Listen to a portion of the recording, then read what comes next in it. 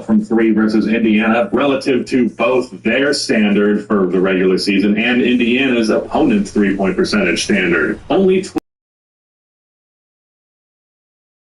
is big because Indiana also likes to get out and transition. I think they're going to do a much better job of limiting those defense to offense opportunities than the New York Knicks were. But let's get into this actual film breakdown. It's so long till we got here, but I wanted this video to be long, so it is what it is. First, let's discuss how OKC defends this Pacers team. Looking at the March 29th victory over Indiana, one of the last 10 games that both of these teams played in the regular season. First things first, in the Halliburton matchup, obviously with OKC, you're going to be throwing a ton of different bodies at him, but the primary guy out of the starters in this one was Lou Dort, but I don't know if that's the move. Dort is their best perimeter defender, and he's super, super strong, but I think speed and finesse is going to matter against Halliburton. The Rangers are going to start with the puck after taking the opening draw. And down he goes as the puck goes free. Moves it to the middle. Great defensive heads-up play to pick it off. Tries to feed it over to Sandy. Halliburton more so than size and strong, but I think he's, the quicker defender. He has more length, but, I think he can just keep up with Halliburton's speed and ball handling just a little bit better. That said, I honestly expect to see a lot of Caruso and Payson Wallace because, I don't know, I feel like the typical move is to put a wing on a star guard in 2025. However, I feel like Hallie actually struggles with guard defenders more. Better to pick at the ball, actually get up under him rather than just technically contest the shot okay. Against the Knicks, I felt like he had more struggles against Deuce McBride and even DeLon Wright for a couple of moments, more so than he did against his primary matchup of Mikal Bridges.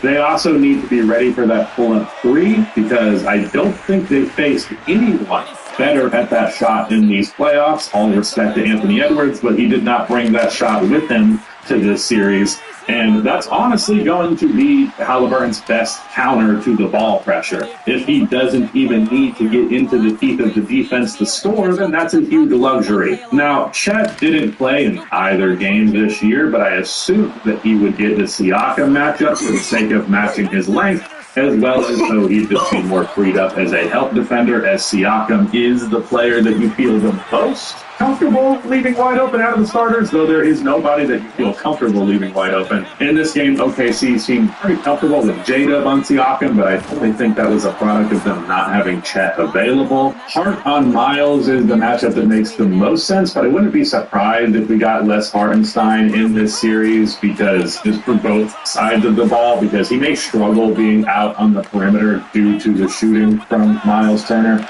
The Thunder no longer have the luxury of traditional bigs and non-shooters to play off of. One positive that they do have is that if there's anyone that the Thunder can pick on for turnovers, I think it'll be Miles Turner, as he doesn't have the patience or the touch as a playmaker that you would like to see. Miles has the right idea here to throw the ball high for the entry pass, but he doesn't survey the whole floor. Henrik Williams' help defense was pretty telegraphed if Miles was looking for the signs, and this could have been a clean skip pass to Nembhard in the corner. Instead, it's a turnover. He also found Nembhard in the corner on a short roll pass, not a skip pass, so he's not outright inept, but it's not very good. The other advantage that OKC has, by contrast to their counterpart, is they don't have any major mismatches to exploit. Hartenstein will be tested on the perimeter, no doubt about it, and Indiana also has a few taller wings who I do think can shoot over smaller defenders, but this is the brilliance of OKC's defense. McConnell's lack of a three and a poor timed cut here makes Dub rotating over here super easy.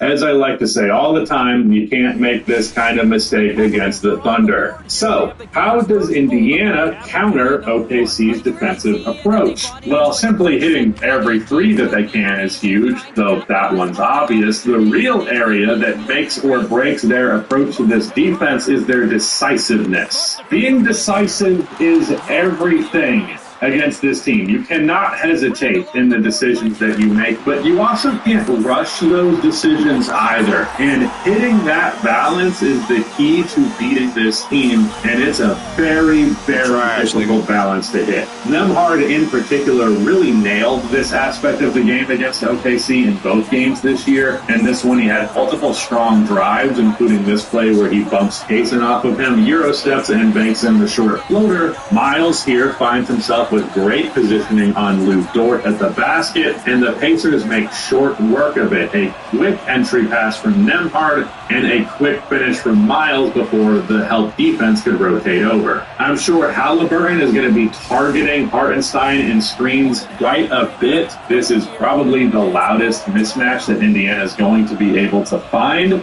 Halliburton gets the Hart switch off of the screen from Miles, and he does not hesitate and steps into this deep three in rhythm. Hart gets his hand up too late. This is one of the few avenues towards him feeling super comfortable off of the dribble, like he's just out there in warm-ups.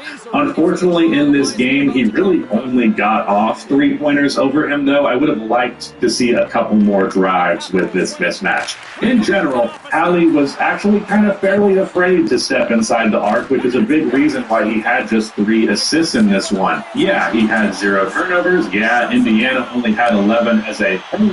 But that's playing into the effect of OKC's defense. There's a psychological element to their ball pressure that is on full display here, and it's probably more the reason they're good than the turnovers themselves. I'm going to try and make a video about that at some point. But, as I mentioned, I do think that Indiana's taller wings can have some strong moments in this series, but you can't allow the Thunder to make you afraid to drive. If that happens, they've got you. In particular, I do expect Siakam to work pretty well anytime he has a big or a guard on him. Other than Dort, Chet, and J-Dub, I don't think they have a good matchup for him. You're probably going to have 2 of those 3 guys on the field most of the time, so you'll probably still be good more often than not. But he needs to be really aggressive when he has mismatches, and anytime you're getting someone besides for those 3, you're going to have to deal with that if you're OKC, and if you're Siakam here, you're going to be needing to hit in these mid-range areas a lot. He needs to be hitting these kind of jumpers over slower-footed bigs and shorter guards. Opportunities being wasted needs to be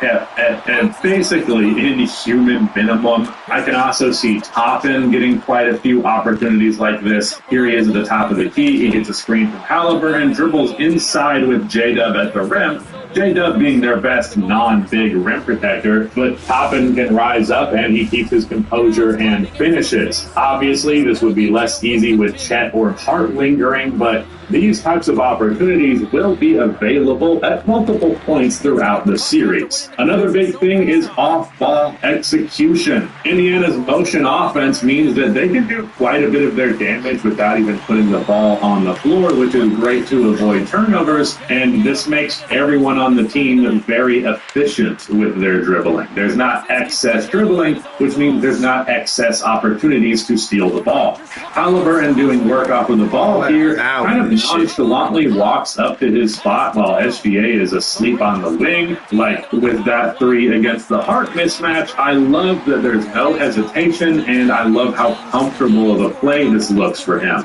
However, with as many opportunities as there will be off ball, I think OKC feels pretty good about everyone besides for Halliburton and Nemhard being the ones making the decision to initiate the offense. On a more positive note, though, I also think that the Pacers will do a much better job of this than Minnesota's non-ball handling creators did.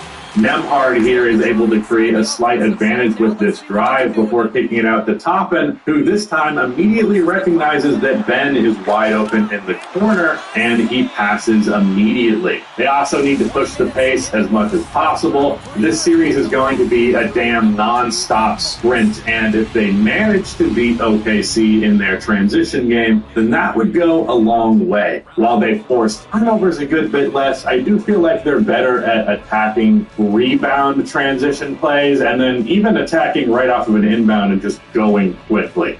I am doubtful that either team is going to create some sort of significant advantage in fast break points, however. But if there was decisive, no half measures, no figuring out the play as you're going through it. You need to know what you're doing. You need to know how you're doing it, but you also need to be prepared for the chaos variable that the Thunder bring to the table. How will Indiana defend OKC? That, I think, is actually the most important question, and unfortunately for Indiana, it's also the one that is most lacking in answers. In my mind, Aaron Nesmith made the most sense to match up with Shea. However, he didn't get that matchup in this one. They went with Nembhard, which I think is an L, because I think Nesmith just has a better physical profile. However, there is an issue there. If Nesmith ends up on Shea, then who do you put on J-Dub? Maybe you feel okay with Siakam on Dub, but then again, who do you put on Chet Holmgren? And if you went with Miles, then who's going to be on Hartenstein there? So they just kind of have to deal with Nembhard on Shea, and that sucks. Yes, Nembhard is a good defender, no doubt, but Shea has a noteworthy size advantage. He's 2 inches taller, weighs 10 to 15 pounds more, and has a wingspan that is 6 inches longer. Now, those aren't crazy physical advantages, but when you consider that Shea was getting Christian Brown in round 2, who is a whole 20-plus pounds heavier than him and the same height, and Jaden McDaniels, who's considerably taller and lengthier, and he had no issue with either of them, I can't expect Nembhard to have much effect, is my ultimate point. Nesmith didn't have much of a presence on J-Dub either, so I don't know. I don't feel great about those matchups, and I'd really like to, as they're the most important ones. Someone I expect to get more minutes in this series is Ben Shepherd, because he's actually a physical matchup for Shea, and Indiana has liked to have his defense in for at least spot minutes in these playoffs, and his minutes have increased as it's gone along, so I do think that's very plausible. Defending Shea one-on-one isn't the main thing, though. That's not really how it works in the modern game. The Pacers, like everyone else has to this point, are going to be showing on SGA anytime he has the ball, playing the cat and mouse game of not overcommitting, especially one pass away like Minnesota did so much in Game 4. With no Chet, they were hiding Halliburton on Payson Wallace. Otherwise, I assume they would put him on Lou Dort. My biggest concern with the defense, however, is Miles Turner. Like Hart will be getting cooked by Halliburton, Miles will be getting cooked by Shea, probably to an even larger degree because there's going to be less variability with less reliance on the pull-up three-point shot. I think Miles needs to be in a drop. Granger knows if you're a lineman in charge of keeping the lights on, you go to great lengths, and sometimes heights, to ensure power is always flowing. Which is why you can count on Granger for professional-grade products and next-day delivery, so you have everything you need to get the job done. Call 1-800-GRANGER, click Granger.com, or just stop by. Granger, for the ones who get it done. Here they come up along the wing. I understand that J-Dub and SGA pulling up for the mid-range shots that they do is bad. However, him being on the perimeter all the time, him being non-existent as a presence around the rim, that is a larger problem than a great mid-range shooting team hitting mid-range shots. I would rather concede that than concede the amount of opportunities will be available right at the basket if Miles Turner is stuck out on the three-point line. I would suggest giving him the Lou Dort matchup as, you know, the free safety thing I like to talk about, but then you wouldn't have the size on either Hartenstein or Chet, so you just kind of have to go with this straight-up Hartenstein matchup. I don't like this, though. He's going to get targeted on screen so much, and he might end up playing a lot less in this series as a result. One possible counter would be switching, going into the screen action before it's initiated, recognizing it's happening, and then making a switch before you can get caught out on an island. Like, let's say Dort is in the corner and Hart is going up to the top of the key to set a screen. Maybe Luke Dort's man could switch onto Hartenstein as he's moving up. and Miles can guard Dort while still being around the basket and ready to help when SGA or Hart get into the paint. Also, you, of course, want to allow as many unreliable shooters to get looks as possible. That's a great way to get OKC to waste possessions. But honestly, besides for Dort and Payson Wallace and a little bit of Chet, their shooters have been really reliable lately. I'm certainly not recommending that you leave Alex Caruso open to this point, as he's shooting 41% from three on like 5 attempts per game through 16 games for the playoffs.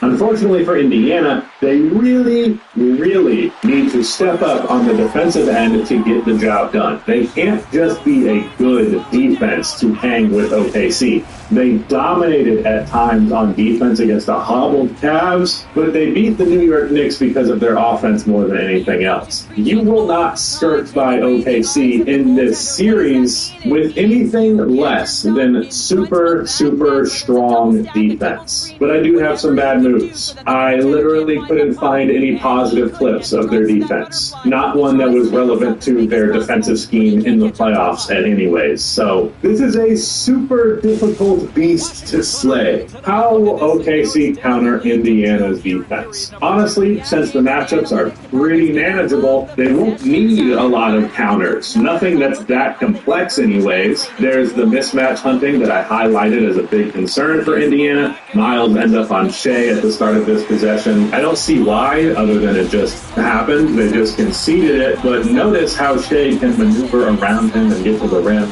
like it's nothing.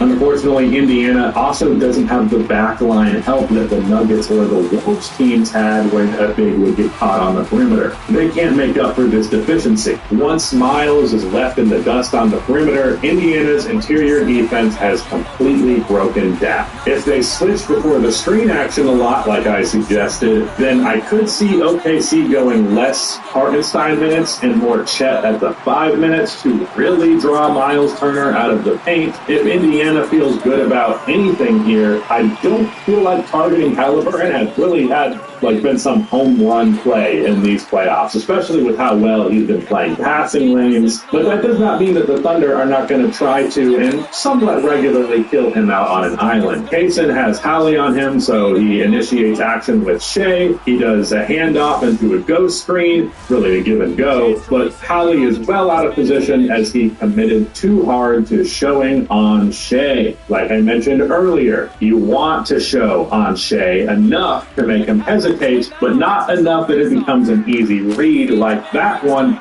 Also, his teammates have to make the right. Payson does really well here as he sets the screen for Shea, and his defender has his mind on him and not Payson rolling to the basket, and all Wallace has to do here is get the blow-by on the pump fake and go up. Really great patience here. Unfortunately for the Thunder, I can't exactly project that they will give the Pacers a ton of scoring issues in the half court, and unfortunately for the Pacers, that's probably the series because their advantage is being just a by far and away better half-court offense.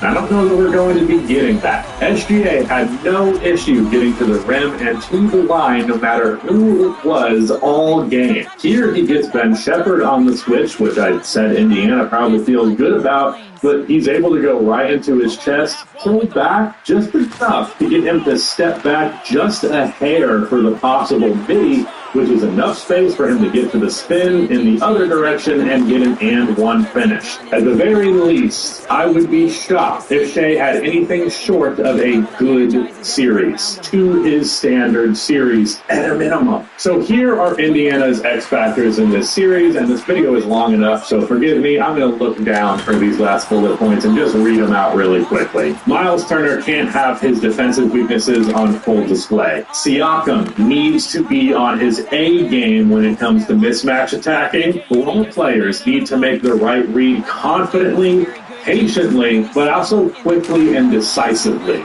Indiana is the better three-point shooting team, but how much when you consider their volume? Are they going to hit 4 more three-pointers than them? But that's about it. I think that number needs to be more like 6, 7, 8, 10 three-pointers to actually feel very confident that you're going to crush them in the half court. And speaking of, Indiana's half-court offense just has to be a whole tier better than OKC's.